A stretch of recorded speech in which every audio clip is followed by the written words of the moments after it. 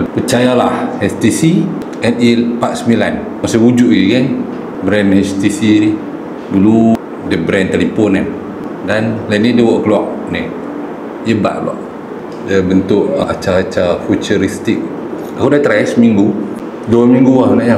Tapi apa yang aku experience adalah aku 2 je naknya bagi aku kalau sound dia sedap, kalau sedap tu 10, 7 lah, 7 per 10 boleh. Dan call bila aku on call dengan orang pakai earbud ni, dengar je lah.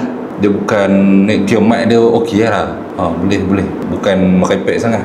Dan lagi satu, dia bateri tahan lama. Kalau hamba cabut ni kan, atau aku pernah pakai tertidur 7 jam juga baru dia titit kira bateri nak habis lah. Tapi kalau sekali dengan case ni dia claim 30 jam. HTC harga bawah pada RM50. Tapi ni yang terbaru lah sebab dia pakai USB Type-C lah. Pakai Type-C ni memudahkan kita. Lagi ni lah biasalah dia punya lampu-lampu ni bukan RGB tau. Aku tengok ada orang habaq kata RGB. Dia kalau dia tengah charge dia akan menyala lah tepi tu.